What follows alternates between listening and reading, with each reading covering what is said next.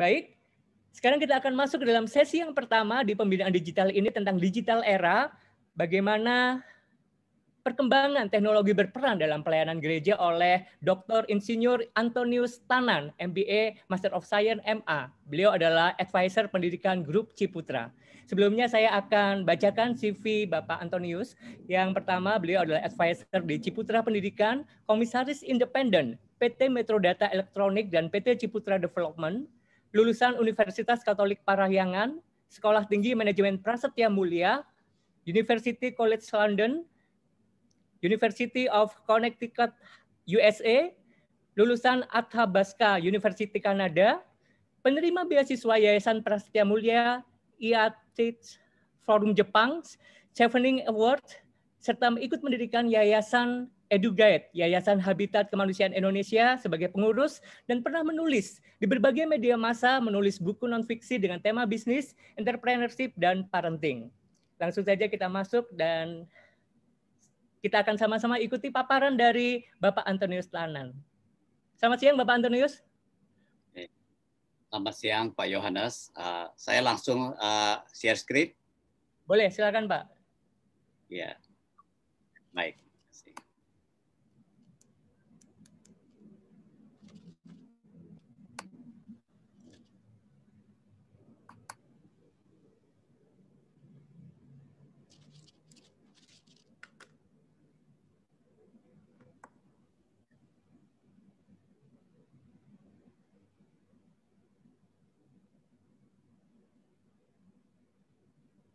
Sebentar.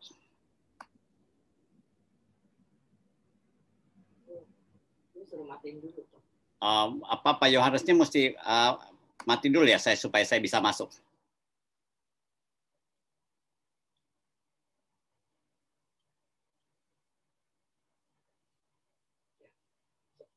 Oke.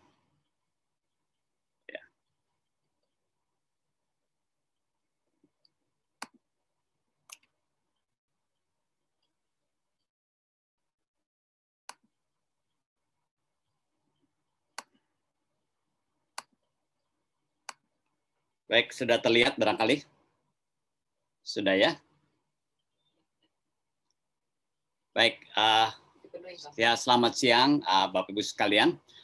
Saya mengambil istilah GOTO, gereja offline to online. Ya, Bapak Ibu sekalian, ya ini kalau Bapak Ibu sering membaca mungkin sering orang mengkaitkan ya krisis sekarang ini dengan Weiji ya dalam tulisan karakter Chinese kata yang artinya threat and opportunity. Namun yang ingin saya sampaikan bahwa di China dengan yang sudah lebih dulu mengalami COVID-19, khususnya dalam bisnis retail, ada sebuah model bisnis yang menjadi terkenal, yaitu online to offline ya, atau O2O. O2O adalah sebuah gagasan model bisnis di mana toko-toko itu yang tadinya online, tapi dia juga buka yang on-site ya, atau yang offline ya. Seperti Amazon dia juga buka toko yang on-site ya. Alibaba juga dia punya ya, toko yang on-site. Ya, semula jadi Anda kalau bayangkan sekarang itu Topet tuh buka juga yang on-site-nya. Waktu pertama kali diperkenalkan, banyak orang meragukan model bisnis ini. Apakah ini sebuah model bisnis yang akan menciptakan sebuah keberhasilan yang lebih ya untuk bisnis tersebut ya.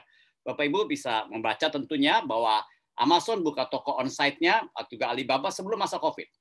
Namun ketika masa COVID, konsep O2O itu dianggap sebagai sebuah penyelamat. Bukankah semua outlet yang on-site itu pada saat COVID, ketika dia punya kanal yang baru, kanal offline, itu membantu bisnis yang harus mengalami kesulitan pada saat on-site. Dia punya kanal yang online, itu yang membantu. Nah, jadi pada saat di India 25 top brand sudah gunakan O2O itu. Jadi Bapak Ibu, prinsip daripada O2O itu bukan ini kanal sendiri, offline dan online. Tapi bagaimana dua kanal itu saling bersinergitas. Pertama ada dua kanal, tapi bagaimana dua kanal itu saling bersinergitas, bukan jalan sendiri-sendiri. Oke. Nah, jadi Bapak Ibu, yang digital mendukung yang fisik dan yang fisik mendukung yang digital. Ya, nanti saya akan berikan contoh. Nah, Bapak Ibu sekalian ini sebagai contoh di dalam dunia retail ya. Bapak Ibu Waktu masuk, Bapak Ibu sudah di-challenge tuh, ayo masuk ke aplikasinya daripada mall tersebut ya. Nanti mungkin ada undiannya. Nah, waktu Bapak Ibu daftar dan lain-lain kan ketahuan laki perempuan, ketahuan mungkin tinggalnya di mana, mungkin ini umur berapa dan lain-lain ya. Nah, apalagi kalau sudah jadi pelanggan lama, sudah ketahuan tuh history belinya di kemana saja. Sehingga pada saat itu dipandu ya, Anda dipandu atau digoda lah begitu ya, untuk pergi berbelanja ke toko-toko tertentu yang cocok dengan kita. Ya, kalau laki-laki dibawanya ke produk laki-laki. Bahkan mungkin dipandu kepada yang diskon-diskon dan lain-lain seperti itu. Itulah contoh yang online bersinergi dengan yang on-site. Nah, Bapak Ibu ya. Nah, sekarang bagaimana kalau yang on-site-nya contoh yang lain ya bersinergi dengan online. Ini dipraktekkan di supermarketnya milik Jack Ma, Hema. Nah, jadi Bapak Ibu bayangkan nih Bapak Ibu mau beli di kepiting ya. Nah, nanti ada di situ ada label, ada QR code. Kalau Bapak Ibu klik di QR code-nya nanti muncul informasi. Kepiting ini ditangkapnya kapan? Ya, apakah yang nangkapnya misalnya punya sertifikat? Tiba di toko kapan? Jadi kita tahu ya bahwa dia ini umurnya sudah berapa hari. Muncul informasi-informasi baru. Bukankah ini sesuatu yang menarik? Nah, Bapak Ibu lihat, kombinasi dari online dengan on-site itu menciptakan sebuah pengalaman baru untuk pelanggan. Nah, sekarang kita bertanya pada diri kita sendiri, apakah teknologi akan dapat membantu ya tugas marturia, koinonia, diakonia menjadi lebih efektif. Nah, Bapak Ibu saya akan coba share lebih jauh tentang ini ya. Nah, Bapak Ibu jangan disalahartikan bahwa nanti yang online menggantikan yang on-site. Yang on-site ini tetap penting Bapak Ibu. Physical presence itu penting. Kenapa? Karena di dalam physical presence itu punya direct and total experience. Sehingga nanti ya saya harap kita punya gagasan-gagasan baru. Bagaimana kita mengelola pengalaman-pengalaman yang direct experience tersebut. Nah, sekarang kenapa online atau mewujudkan digital presence dari gereja ya? Nah, Bapak Ibu sekalian, ketika gereja punya digital presence ya, itu membuat gereja bisa berada di mana saja, menjangkau siapa saja dan kapan saja ya, Bapak Ibu sekalian. Bapak Ibu sekalian di gereja kami, Penatua Jenny Putri, dia mendorong membantu ibu-ibu dari Komisi Wanita mengadakan persekutuan. Ya, pada saat pertama tentu banyak yang kesulitan dalam bagaimana mengakses Zoom, lalu dilatih macam-macam. Setelah berjalan kira-kira 2-3 bulan, mungkin 3 bulan lebih ya Bapak Ibu sekalian, itu malah double ya, 5 bulan itu double anggotanya. Dan sangat menarik ya. Yang hadir di persekutuan wanita itu ternyata ada anggota perniagaan yang sudah di Amerika Serikat. Di kota-kota lain. Digital presence itu membuat gereja bisa berada di mana-mana. Termasuk menjangkau yang di Amerika Serikat. Yang kedua, digital storage dapat menyimpan data yang tak terbatas. Ya, kalau kita punya perpustakaan Bapak Ibu yang e-book dan lain-lain, seakan-akan tidak terbatas jumlah bukunya. Lalu digital programming mengeksekusi instruksi secara otomatis ya. Kebetulan di gereja kami Bapak Ibu kalau ngabsen ya kita sudah pakai touchscreen ya. Wah, itu nggak perlu dihitung tuh Bapak Ibu. Ngejumlahnya nggak akan salah ya. Instruksinya otomatis dan nggak akan salah. Ya. Dan berikutnya ya, kemampuan memfasilitasi komunikasi secara sinkronus dan asinkronus sekaligus mendokumentasi seperti sekarang ya. Seorang teman saya Bapak Ibu cerita begini ya, karena dia ikut kebaktian untuk kebaktiannya secara online. Dulu katanya ya lebih ya laki-laki biasanya kan lebih sering ke WC Bapak Ibu. Dia bilang kalau dulu di kebaktian onsite kalau dia ingin ke WC buang air kecil dia balik lagi jalan khotbah. Sekarang ini katanya saya pause saya ke WC balik lagi tetap bisa ikut dari yang tadi ya. Nah, Bapak Ibu sekalian itu kemampuan sinkronus bisa sama-sama, asinkronus itu kita bisa menikmati hal yang sama walaupun di waktu yang berbeda ya. Kalau sinkronus itu bareng ya. Seperti sekarang nanti ini hasil rekamannya mungkin ditayangkan di YouTube, maka ada orang lain yang bisa menyaksikan program kita sekarang secara asinkronus ya. Kalau sinkronus itu bareng-bareng.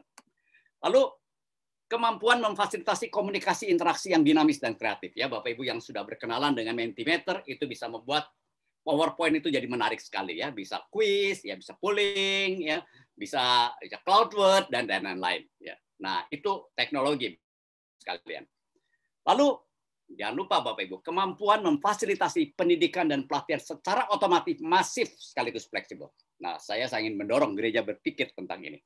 Terjadi pelatihan dan pembinaan itu ditaruh ya, seakan-akan Bapak Ibu bayangkan bahan-bahan pelatihan, bahan-bahan program itu ada di Udemy ya, ada di Coursera dan lain-lain. Ya, kami kemarin malam ada katekisasi pranikah untuk pasangan-pasangan yang akan menikah, sangat menarik sekali Bapak Ibu sekalian, karena salah satu peserta itu ikutnya dari Batam. Ya, itu teknologi memungkinkan itu. Ya, memfasilitasi sebuah pendidikan yang nanti kalau bisa diotomatiskan pun bisa ya, melalui teknologi. Nah, ini Bapak Ibu yang keren berikutnya ya. Kemampuan melaksanakan pengambilan data dan melakukan analisa atau data analitik. Bapak Ibu sekalian, saya berkenalan dengan internet pertama kali tahun 95 ya. Waktu itu lewat dua ya, yaitu lewat email dan lewat ya kita bisa klik internet, cari website ya Bapak Ibu. Pada saat itu 95. Kita belum ada aplikasi dan lain-lain, itu belum ada. Pada saat itu ada sebuah tulisan di majalah The Economist yang mengatakan bahwa ini internet itu menjadi the next electricity. Bapak Ibu bayangkan waktu electricity pertama kali ditemukan, bukankah produk pertamanya hanya bohlam? Sekarang Bapak Ibu, rasanya kita tidak bisa hidup rumah kita alatnya dengan electricity. Ingat, yang pertama hanya bohlam. Dan pada tahun 95 itu sudah ada tulisan internet akan seperti itu. Betul kan Bapak Ibu sekalian? Betapa sulitnya hidup kita tanpa internet. Nah, perubahan luar biasa. What is next? Berikutnya apa? Nah, Bapak Ibu ada Andrew Ng. Andrew Ng ini seorang pakar dalam bidang artificial intelligence. Dia mengatakan artificial intelligence will be the next electricity. Sehingga Bapak Ibu, artificial intelligence itu sekarang menjadi isu yang hot. Nah, artificial intelligence itu perlu dua fondasi. Fondasi pertama adalah big data. Fondasi kedua ada algoritma. Nah, sehingga Bapak Ibu, saat ini saya sangat menganjurkan gereja mulai punya kanal-kanal untuk mengumpulkan data. Karena suatu kali data itu menjadi big data dan kita suatu kali akan menciptakan sebuah pelayanan yang baru ya, yang difasilitasi oleh artificial intelligence. Nah, sekarang Bapak Ibu tentu waktu yang kita gunakan untuk berinternet itu sudah jelas ya, itu makin bertambah, apalagi sekarang COVID-19 ini luar biasa sekali Bapak Ibu, terjadi pemaksaan kita semua beradaptasi dengan teknologi. Dari yang muda sampai dengan yang tua. Nah, Bapak Ibu, ini tentu ada ancamannya, tapi juga ada peluangnya. Bagaimana yang ancamannya kita kelola, tapi juga yang peluangnya harus kita bisa manfaatkan. Saya mengambilkan beberapa contoh peluang. Bapak Ibu bayangkan kalau di gedung gereja, depan gedung gereja kan biasanya ada pelang tuh ya, alamat gereja, jam kebaktian dan lain-lain seperti itu. Ya, Bapak Ibu bayangkan yang Bapak Ibu QR code. Nah, waktu orang masuk lewat QR code itu, masuk ke informasi lebih luas. Sejarah gereja, ada file tentang misalnya rekaman kebaktian yang lalu, ada rekaman-rekaman tentang kegiatan gereja dan lain-lain. Tidak sekedar alamat gereja dan jam kebaktian. Begitu banyak. Sederhana, taruh QR code. Informasinya akan bertambah. Berikutnya, library. Bapak Ibu bayangkan ada library. Ya, library-nya semua di cloud Bapak Ibu. Ya, lalu dibagi dua tuh sectionnya, ada section non anggota, ada section yang anggota. Nah, Bapak Ibu bisa membayangkan orang yang mencari Tuhan bisa masuk ke library itu dan bisa cari. Ya, Anda kan bisa mengkurasi itu yang dokumen-dokumennya. Tapi kalau sudah masuk ke anggota, mungkin lebih banyak buku lagi tentang pemuridankah dan seperti itu. Dan kemudian bisa digabung, ya. Dari belajar secara online, kemudian ada diskusi ketemunya, ya, kopi daratnya, misalnya bulanan. Ya, lewat teknologi juga bisa muncul layanan, misalnya layanan antar jemput buku, ya, bisa lewat teknologi komunikasinya. Itu contoh ya, yang kedua Bapak Ibu ya. Yang ketiga, nah ini preaching nih ya, khotbah menurut saya ini bakal keren ya. Coba saya membayangkannya si pendetanya ini Bapak Ibu kan kita tahu tuh ya alamat-alamat email ya. Oke, dia blast dulu email ya, pakai Google Form. Dia ambillah topiknya tentang Paskah di masa Covid misalnya ya. Lalu pendetanya tanya, ketika Anda mendengar Paskah di masa Covid, apa yang muncul dalam perkataan, dalam pikiran Anda? Muncul data, wah si pendeta tahu nih. Ini jemaat nih pikirannya apa? Langsung dia bisa bikin khotbahnya berdasarkan apa yang sedang dibutuhkan oleh jemaatnya. Ketika dia khotbah, dia gunakan Cloudword ya, Bapak Ibu yang biasa main Mentimeter tahu Cloudword. Pendetanya tanya begini, setelah khotbah saya selesai, kalau kalian teman-teman jemaat ini mengkonklusikan dalam satu kata apa yang muncul? Masuk ya lewat HP masuk semua. Bapak Ibu keluar ya, mungkin 5 kata yang paling banyak. Sudah tahu lagi pendetanya, jemaatnya menyimpulkannya seperti apa. Lalu dia buka ya di tengah-tengah minggu diskusi khotbah. Ya, nah Bapak Ibu sekalian, lihat kombinasi daripada offline dan online menurut pendapat saya memberikan dampak lebih besar. Ya, lebih fokus dan kemudian bisa menciptakan pengalaman khotbah bukan hanya di satu hari, di hari Minggu saja. Lalu yang keempat, Bapak Ibu, ini contoh Cloudword Bapak Ibu ya, akan muncul kata-kata yang paling sering disebutkan, kata-katanya akan makin besar ya. Bapak Ibu yang familiar dengan Mentimeter tahu menggunakan ini. Nah, sehingga Bapak Ibu, teknologi itu bukan sekedar untuk entertainment, tapi menciptakan engagement. Itu dua hal yang berbeda ya. Seakan-akan seperti entertainment, tapi itu sesungguhnya adalah engagement. Oke. Yang keempat, small group ya, kita misalnya Komsel K atau KTB. Ya Bapak Ibu bayangkan ya bahwa ada bahan yang didiskusikan dulu asinkronus ya, sebuah pertanyaan dibahas ya lewat WA group tanpa harus saling ketemu, lalu janjian ketemu. Ya, diskusi lagi ya. Setelah itu Bapak Ibu ketemunya bisa dua cara loh, online atau offline. Nanti kalau kita bisa onsite lagi. Sehingga Bapak Ibu proses small group bisa menjadi lebih kaya. Nah, Bapak Ibu saya dengan istri saya mengelola small group untuk parenting yang sangat menarik Bapak Ibu. Gara-gara COVID-19 ini kami bisa mengelola grup lebih banyak. Kenapa? Karena ya semua orang kan lebih banyak di rumah ya. Dan kemudian waktunya tentu lebih gampang disediakan, nggak pakai transport. Dan yang menarik lagi, beberapa grup, ya kami punya grup-grup small group yang anggotanya dari kota-kota lain di Indonesia ya, ada yang dari Medan ya nanti small group kami yang besok kami akan mulai lagi itu ada anggota dari Bengkulu, ada yang dari Palangkaraya ya, dan dari kota-kota yang sebenarnya kalau hanya pakai onsite nggak bisa bareng-bareng. Lalu konseling, Bapak Ibu ya. Konseling bisa begini nih Bapak Ibu ya. Ya, pertama tentu semua orang punya isu. Ya, isu yang paling sering ya tampilkan dulu di FAQ. Mana yang paling sering muncul sehingga orang kalau itu isu-isu yang sering ya dia bisa baca sendiri. Ya. Tapi ketika menjadi partikular bisa lewat e-counseling. Bapak Ibu e-counseling kan lebih gampang tuh diatur jadwalnya ya. Jadi ya dia akan lebih cepat mendapat pelayanan. Kalau persoalannya menjadi serius sekali baru face to face counseling. Ya, itu gabungan kembali teknologi ya onsite dengan offline. Lalu sekarang bagaimana Bible Style tadi atau prayer fellowship ya. Tentu bisa membuat ya e-fellowship, persekutuan doa. Ya saya dengar di GKI Gunsa sudah dilakukan ini. Ya, atau O2O Bible Study. Ada yang online tapi juga ada yang offline, ada yang onsite sama-sama ya. Kopdar di hari Minggu.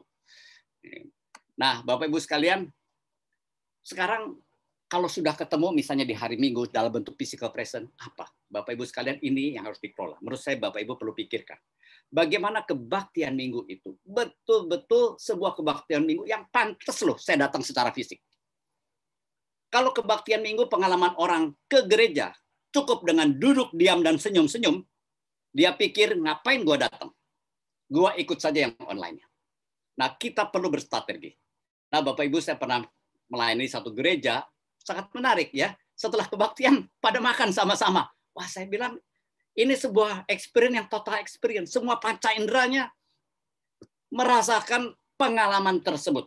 Ya, mungkinkah satu kali kita mengembangkan sebuah layanan perjamuan kasih setiap hari Minggu? Ya, karena dengan cara itu kehadiran fisik itu punya meaning. Ya. Dan tentu Bapak Ibu bukan satu-satunya perjamuan kasih. Mungkin ada yang lain. Tapi kita harus pikirkan ini. Bukan sekedar duduk, diam, senyum-senyum. Tetapi begitu ke gereja hari Minggu, saya akan mengalami total experience. Itulah artinya kenapa saya datang secara fisik. Ya, silakan Bapak Ibu pikirkan ini. Sekarang visitasi. Ya. Dulu kalau kita hanya onsite, waduh, saya kira agak sulit ya Bapak Ibu ya untuk melakukan visitasi ya. Kalau tempatnya jauh, perjalanannya jauh, ambil waktunya oleh traffic jam dan lain-lain. Kalau kita bisa membuat sebuah e-visitation, sebuah kunjungan dari majelis maupun dari pendeta kepada jemaat, tapi secara elektronik. Ya. Jadwalnya nanti mungkin diatur lewat teknologi, disapa, diajak doa, tapi lewat elektronik. Ya. Atau makan siang dan ngopi bersama lewat Zoom. Ya. Salah satu di beberapa semua grup yang kami bersama-sama, saya dengan istri saya melayani, di akhir sesi kita melakukan makan bersama. Makan bersama di rumah masing-masing, Bapak Ibu sekalian, tapi pakai Zoom ya, sehingga masing-masing bisa lihat ya, saling kirim makanan satu sama lain ya. Itu sesuatu yang bisa kita lakukan. Nah, lalu training Bapak Ibu. Ya, Bapak Ibu bayangkan ada pelayanan-pelayanan training tentang kuliner dan lain-lain. Kita mulai dengan online. Latihan misalnya kuliner ya Bapak Ibu, ya latihan masaknya ini ya gini, latihan menunya bagaimana, cara bagaimana. Hari Minggu langsung kita praktek. Lihat ada kelanjutan antara yang online dengan yang onsite. Nah, Bapak Ibu tentu secara sosmed kalau kita campaign ya tentang sebuah kegiatan seperti sekarang melalui teknologi, ada banyak hal bisa dilakukan. Melalui teknologi begitu sudah kita klik, bahkan memandu kepada lokasi bisa dilakukan. Begitu kita tahu ya orangnya sudah berangkat ya, kalau dianya pakai panduan, panitianya sudah tahu siapa yang mau datang ya, bahkan mungkin bisa disambut lewat namanya. Sebuah experience baru buat peserta. Ministry Bapak Ibu. Nah, Bapak Ibu bayangkan ini semua kita bisa lakukan antar GKI semua, kita barangkali bisa melakukan sebuah pelayanan mentoring, big brother, big sister. Ya, pengusaha-pengusaha yang sudah sukses atau yang sudah punya pengalaman banyak dan retired bisa mendampingi yang baru atau yang muda. Ya. Sekarang kalau networknya banyak, kita bisa saling crossing, ya cross mentoring. Ya. Juga bisa melakukan pelayanan komunitas khusus. Misalnya di kota kecil tertentu ada anak yang punya kebutuhan khusus, ya punya disabilitas tertentu, sukar dilayani, ahlinya nggak ada. Sekarang dengan adanya ya online bisa dilayani yang ada di Jakarta sehingga tiba-tiba menjadi luas ya. Ya ini juga ya toko barang layak pakai. Bapak Ibu coba bayangkan bikin seperti Topet tapi barangnya barang layak pakai, sumbangan daripada jemaat dikumpulkan jadi satu ya. Yang mengelola latihan jualan ya, uang-uangnya yang didapat kita pakai untuk pelayanan. Memungkinkan, nggak perlu bikin tokonya, nggak perlu sewa ruko Bapak Ibu, barangnya bisa dititipin di masing-masing jemaat dulu ya. Yang penting ada fotonya ya, ada pencatatannya seperti itu. Nah, dan ini bisa digunakan untuk fundraising.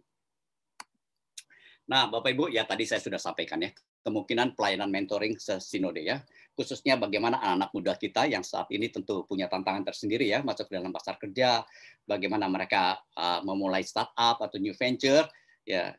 Nah, ini bagaimana kalau bisa saling berkumpul dan lain-lain. Barangkali suatu kali GKI bisa bikin tuh ya, sebuah youth camp temanya startup ya, sebuah youth camp temanya bagaimana progressing career ya di dalam pekerjaannya dia. Oke. Nah, ini contoh lain juga Bapak Ibu ya, bagaimana dari sebuah webinar bisa dikelola sampai dengan konseling. Anggaplah ada sebuah misi O2O, online to offline, tentang untuk orang tua anak yang berkebutuhan khusus. Kita bisa mulai dengan webinar. Ya, webinar siapa saja datang. Yang lebih sangat tertarik, mulai ajak web training. Pasti lebih sedikit. Ya, yang sangat tertarik lagi, masuk dari web training, masuk ke pertemuan tatap muka. Lalu kita setelah itu bisa bikin O2O support group.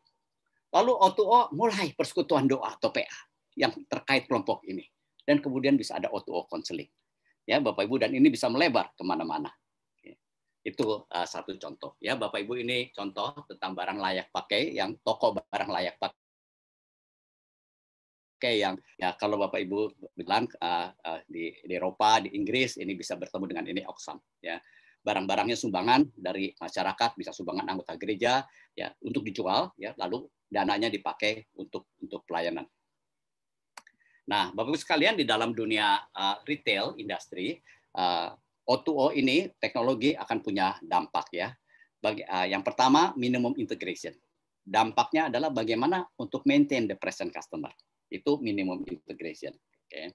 Ya. Gunakan customer database. Tapi ada yang kedua ya, maximum integration, yaitu mendapatkan new online customer karena punya digital presence. Tapi ada yang ketiga, melalui data analitik ya, artificial intelligence akan sanggup to create a new and unique experience dan gagasan, tapi berdasarkan data. Nah, kalau saya bawa ini dalam konteks gereja, maka gini. saya melihat strategi O2O daripada gereja, level 1, teknologi sebagai sebuah strategi menghadapi pandemi, seperti banyak kita lakukan sekarang. Tapi ada yang kedua, teknologi sebagai sebuah strategi penjangkauan dan pengayaan. Nanti saya akan coba jelaskan. Dan yang ketiga, level yang ketiga, teknologi sebagai sebuah strategi inovasi untuk menghasilkan dampak pelayanan yang lebih besar. Nah, saya gambarkan begini, Bapak Ibu. Ya, ini misi gereja, marturia, koinonia, dan diakonia itu offline, biasanya offline. Ketika offline kita gabung dengan online, maka kita akan bisa melayani lebih efektif, lebih efisien, dan lebih engagement. Tapi kalau nanti ya kita bisa bawa lebih jauh yang O2O-nya, online to offline, ya online-nya, digital presence-nya memperkaya yang offline, maka pelayanan gereja bisa di-extend, di-enrich, dan enlarge. Itu kesimpulan yang pertama. Kesimpulan yang kedua, kenapa O2O ini perlu kita sangat pertimbangkan? Bapak Ibu jangan lupa, generasi-generasi seperti saya itu akan meninggalkan, ya karena usia. Kita sekarang punya anak-anak muda ini. Anak muda ini adalah generasinya teknologi. Apakah kita akan meminta mereka menyesuaikan diri dengan kita, atau kita menyesuaikan diri dengan mereka? Menurut pendapat saya, yang muda ini adalah masa depan gereja. Kita yang tua menyesuaikan diri dengan mereka. Ya. Ini ancaman kita tentu Bapak Ibu ya. Jangan sampai kita gereja yang langka generasi penerus. Dan jangan lupa juga Bapak Ibu, kita juga jangan sampai langka jemaat yang sanggup memberi. Ya, sehingga menurut saya pembinaan sangat penting. Ya, kita jemaat memerlukan generasi penerus dan juga yang bisa mempersembahkan, meneruskan, ya, supaya gereja kita bisa dipeliharakan. Oke. Nah, Bapak Ibu, ini sedikit tentang teknologi ke depan untuk artificial intelligence dalam konteks yang lebih luas. Artificial intelligence ini, Bapak Ibu, itu bisa punya 4 langkah besar.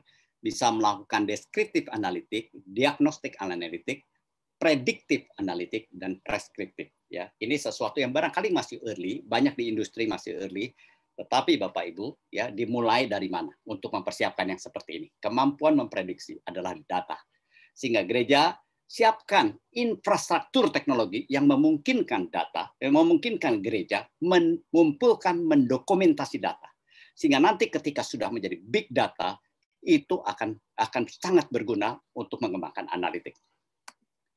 Ya. Nah, kemudian Bapak Ibu tentu ini pertanyaan reflektif ya. Kemungkinan apa saja yang dapat terjadi dengan GKI Gunsa ketika O2O diwujudkan? Silahkan Bapak Ibu berimajinasi. Ya, terima kasih. Ya, saya kembalikan ke panitia.